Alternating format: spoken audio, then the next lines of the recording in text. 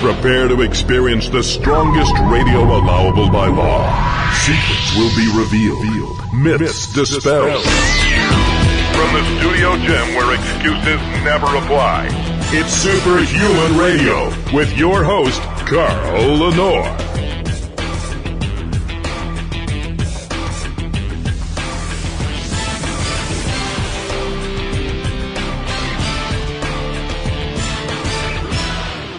Hey, welcome back to another episode of Superhuman Radio. We have a great show planned for you today. During the first half hour, we're going to be joined by Dr. Jeff Galini for Science for Humans. We're going to talk about the fallout of irradiated foods, supplements, and drugs. Then, at the bottom of the hour, we're going to be joined by MIT researcher Dr. Stephanie Seneff to talk about her most recent study on glyphosate, the pathways to neurological diseases and associated anomalies and pathways. Sorry, I got a little distracted there for a second. Anyway, as always, Superhuman Radio is made possible through a special grant from All American Pharmaceutical and All American EFX Sports. And many of you have emailed me after the last show that we did with both Dr. Galini and the follow-up show that we did with Dr. Wendy Jones about creselazine. And if you go to superhumanradio.com, you will find plenty of banner ads that will help you locate and purchase creselazine for yourself. This is Science for Humans with Dr. Jeff Galini. Hey, I got your music right this time. I love it, man. Anyway, welcome back. How are you? I'm doing good. How about you? Very good, very good. Okay, so this is something that you and I actually touched on that I was startled, and I thought the audience would love to know more about this. We've all heard about irradiating foods and herbs and stuff like that to kind of do what pasteurization couldn't do because of heat, but it's kind of faded from discussion until you and I started talking about it. And there's a lot more to the story. So explain how these products and foods and even drugs are irradiated, first of all, and what the real purpose for it is. Well, several years ago, the FDA, as the governing body, decided that, radiating foods and drugs were safe. Essentially, you've got three different types of radiation that are used. One are gamma rays, which essentially comes from cobalt-60 or cesium-137, similar to how they radiate treatments of cancer. Basically, this radiation goes through the product and kills everything. They also can use X-rays, which again is similar to, having your bones X-rayed, where you've got a high-energy stream of electrons that literally go through the food and will kill everything. You also have electron beam, which is similar to X-rays. But the gamma rays are the most easiest way because that'll go right through cardboard, bags, bottles, you name it. But it's approved by FDA to radiate foods, drugs, medical devices, dental devices. And this is interesting, a little bit of facts I found on FDA. Why to irradiate foods? And I think one of these is going to remind you about one of our discussions.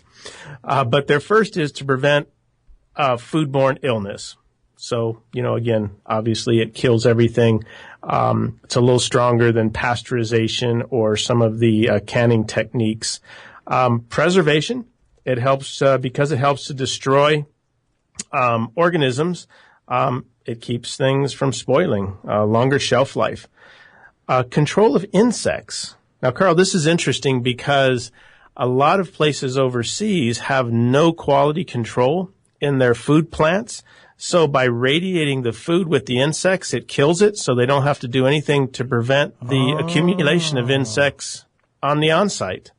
I thought that was kind of interesting. Wow, that's really cool. I also happen to know that there was a period in time where the FDA allowed the irradiation of dairy products, and they actually allowed companies to call it cold pasteurization. And there were products on the market that claimed to be cold pasteurized, but they never explained how they were achieving this cold pasteurization, and it was actually through irradiation. It was, I don't want to say it's sneaky, but it's just not very informative.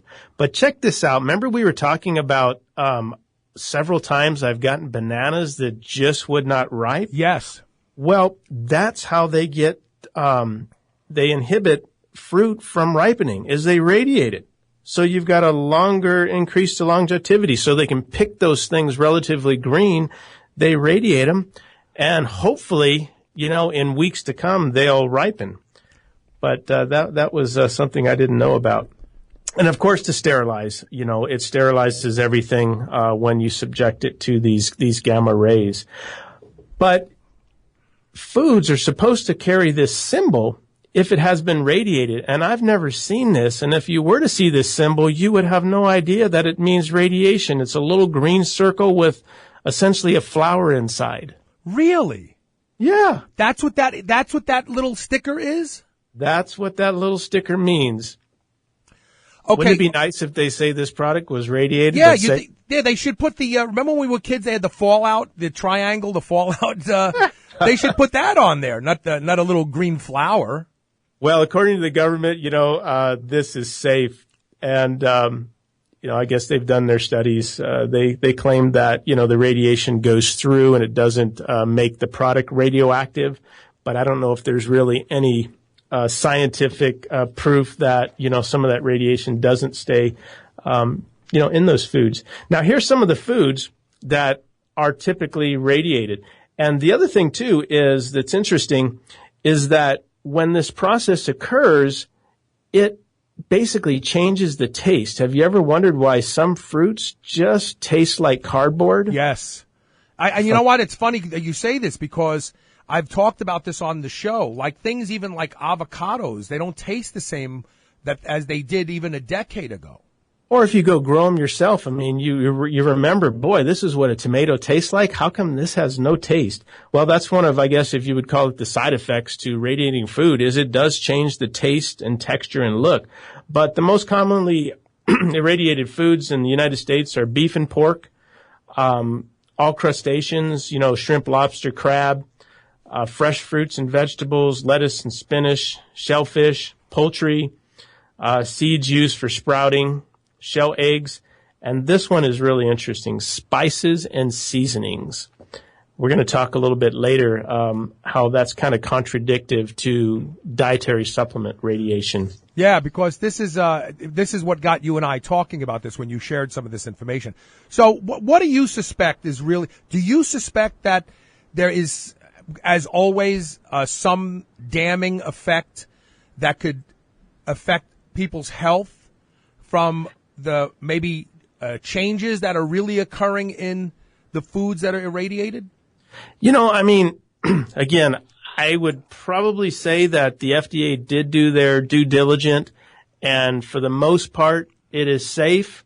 But then again, similar to people who go through radiation for cancer treatments, there are side effects. So I just don't believe that there are no side effects whatsoever, to radiating food.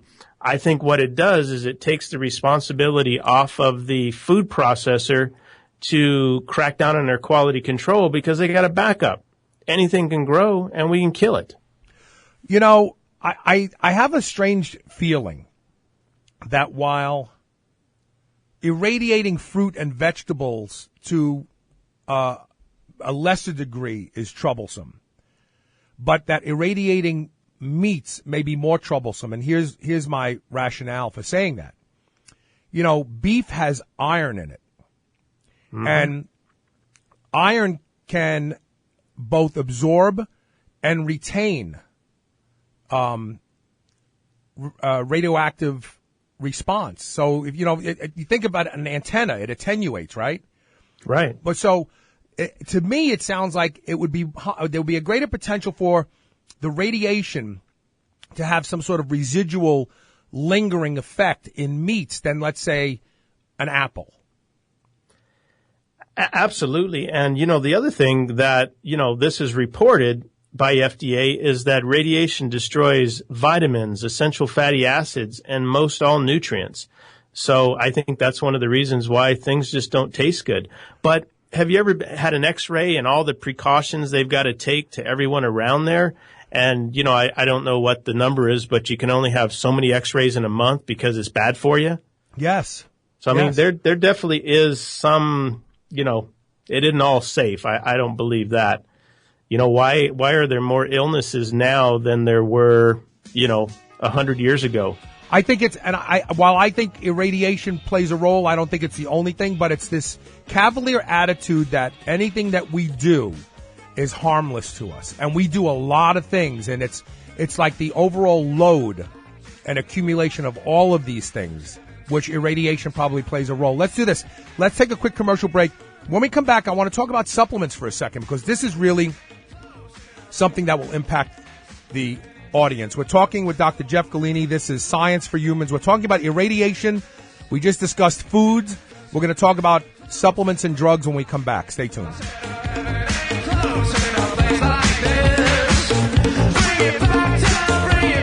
Do you want freakish muscle gains? Freakmaker Build from AAEFX is a scientifically engineered post-workout formula that combines Protein, whey isolate, whey concentrate, milk isolate, casein, and egg, quality protein sources with carbolin, free alkaline, and medium-chain triglycerides. A 2-to-1 carb-to-protein ratio to optimize post-training recovery and repair. Freakmaker Build delivers 58 grams of fast-absorbing carbolin to replenish glycogen stores and 1.5 grams of pre-alkaline pH-buffered creatine monohydrate. Get Freakmaker Build today. Go to superhumanradio.com and click the AAEFX banner ad.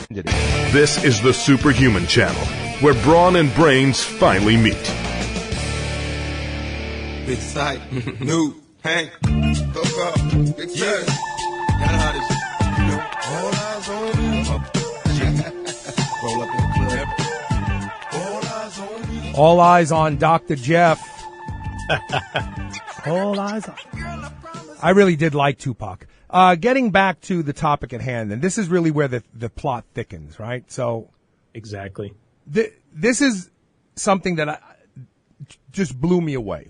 We were talking when we were visiting All American Pharmaceutical, and we were in their quality control lab where they test everything a dozen times. You were explaining that there was a period in time where you could buy raw herbal materials, and they would arrive with relatively low parts per million of microbes contamination. But that all changed, right? It did. And, as we were saying earlier, FDA has approved irradiating foods and drugs. So completely safe according to the FDA.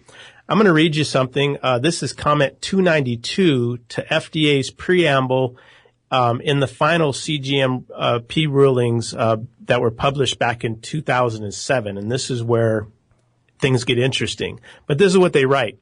We are not adding irradiating to the list of practices to prevent the growth of microorganisms because at this time, irradiation of dietary supplements and dietary ingredients as a means to reduce or eliminate microbial loads is not permitted.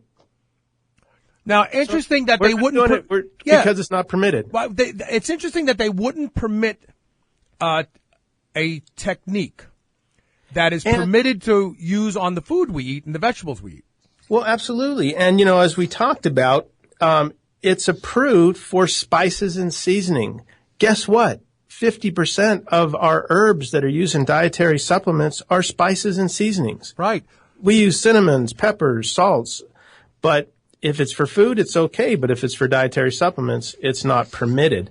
So this is what happened is, this new ruling came into place, and I believe it was maybe around 2008, 2009, somewhere in there, that the new GMPs for dietary supplements were actually implemented. FDA started cracking down on radiation because it was done on herbal products. It was done on wheats and sugars and things. And we started to see an increase. It was a slow increase in the microbial limits on things that were coming in.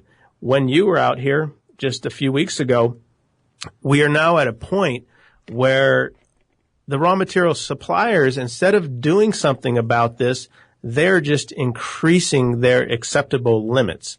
So let me talk about that just briefly. So one of the measurements we use is what's called total plate count. And this defines how many aerobic or oxygen-loving mesophiliac microorganism colonies, such as bacteria, yeast mold, E. coli, will grow on a certain temperature on an auger for 72 hours. So that's kind of how we determine what the total amount of colonies are. We accept only less than 1,000 CFUs per gram. And that was pretty acceptable across the realm. We started to see it go to 5,000, then 10,000. Right now, you will see some suppliers have as much as 1 million. Now, I'm sorry, that is not safe, completely dangerous. It would not be acceptable in foods, but because the FDA isn't allowing radiation, they're saying, okay, well, now we're kind of in a gray line because we know things are going to have higher microbial growth. And let's not even talk about organic, where there are no pesticides, or anything used. Those things are all through the roof. Okay, so now let's talk about something.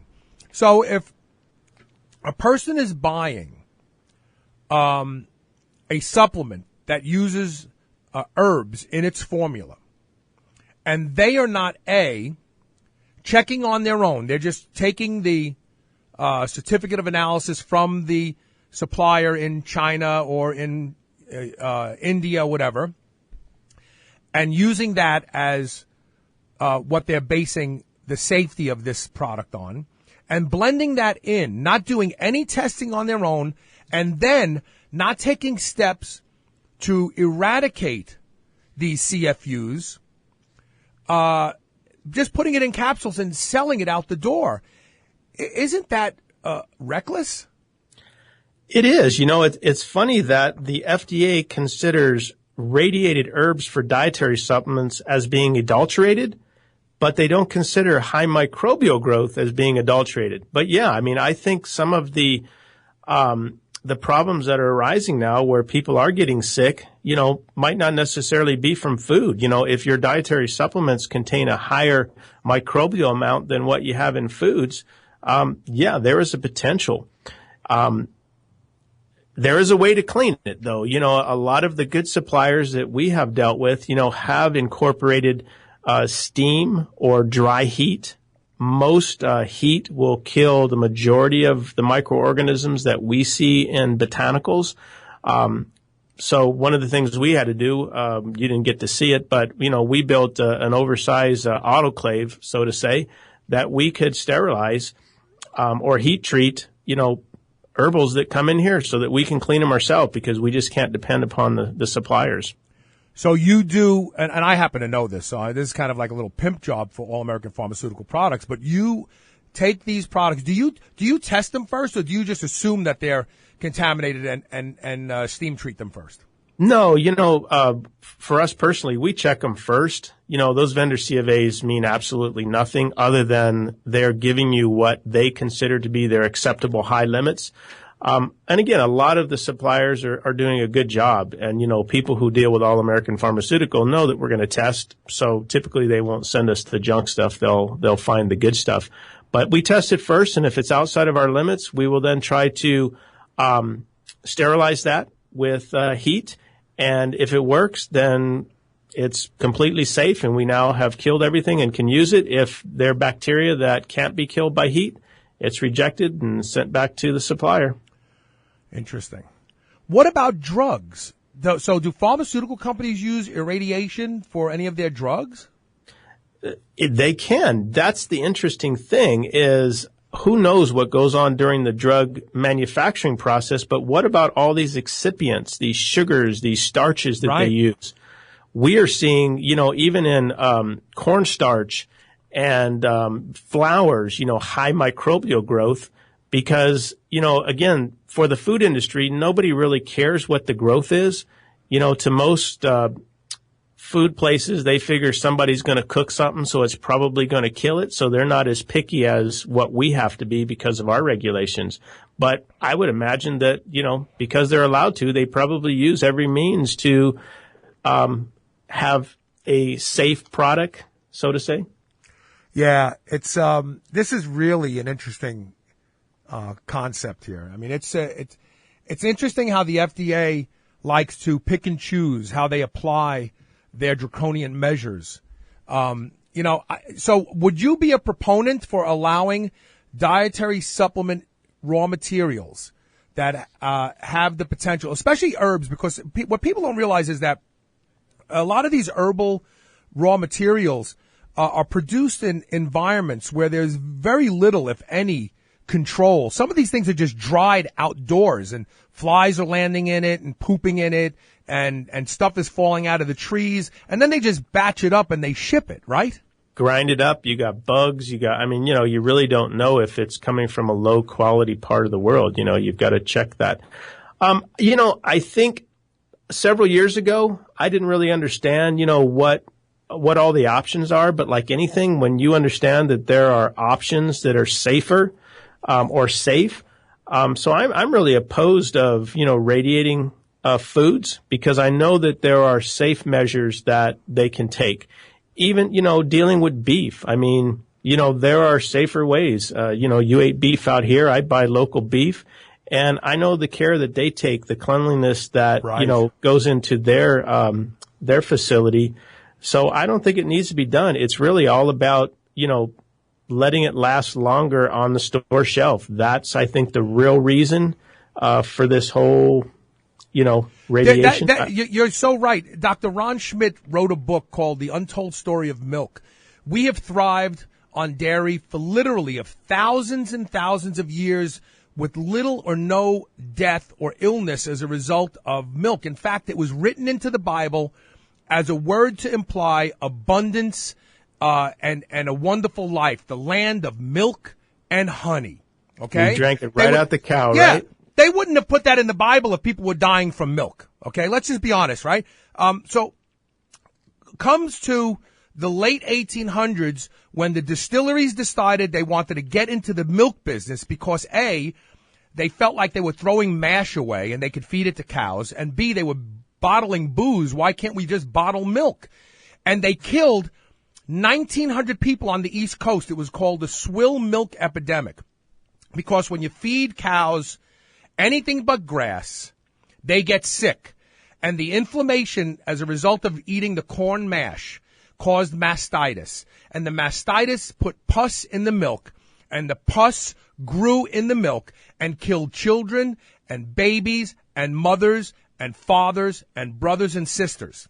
Okay? Now, did the government, in its divine wisdom and protection of the population, say to the distilleries, get out of the dairy business before you destroy it? No.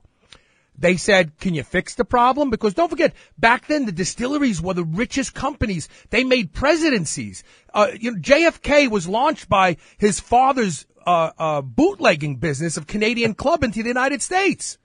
And so they said, hey, can you fix this problem before you kill any other people? Once again, an example that you can kill people in the United States as long as the government gets its vig. So they said, we heard about this new process called pasteurization over in France. Let us work with it and see what happens. Lo and behold, pasteurization not only killed the bad microbes, but improved the shelf life by 2 weeks. Think about this. We don't even have to, this stuff could sit on the shelf for 2 weeks and it still can be purchased. We don't have to rotate milk every 4 or 5 days. But what they didn't realize was it turned milk into a dead food source. It also killed everything that was good about the milk. But they didn't care about that. All they cared about was profits. We did not need pasteurization. Okay? What we needed was the farmers to keep producing the milk. Yep, and better handling techniques. Okay, so it's only good for 2 weeks. Have you noticed now, too, the milk is good for 2 months? It's unbelievable. It's not, I call it roadkill. Hydrogen peroxide. They are allowed to use hydrogen peroxide in the milk, and as long as it's below 3%, it doesn't go on the label. I have to tell this story, and then we have to pull the plug. I knew a farmer, when I had my alarm business, I was putting cameras in for a dairy farmer who kept having his equipment stolen from one of his out barns. And he told me a story about how he went to drop his milk off, and they test it. They opened the cap of the tanker, and they test it right there on the spot for bad microbes. And they told him the load was too high. He pulled out, He went to the Piggly Wiggly. He bought like 5 gallons of Clorox. He poured it into the top. He drove for a half hour and came right back. They tested it again, and it passed. Now, the guy who tested it knew he couldn't have emptied that load and refilled that truck in a half hour. Okay? Wow. So they knew what was going on. They put it, and that ended up in containers on store shelves all over the country. Well, let's end with letting everybody know that, not all dietary supplements are created equal, and we're going to talk about this in the weeks to follow. So look for the brands that you know are doing a good job and where you can get a certificate of analysis. If you got any questions, you can always go to Ask the Scientist at allamericanpharmaceutical.com, or I believe there'll be a link on Superhuman Radio here soon, huh? Yes, we're going to have an Ask the Scientist button on superhumanradio.com as well. Dr. Jeff, always enlightening. Thank you so much. Thank you. Talk soon. All right, so stay tuned. We're going to take one quick commercial break, and when we come back, we're going to have Dr. Stephanie Seneff on talking about this most recent damning research on glyphosate.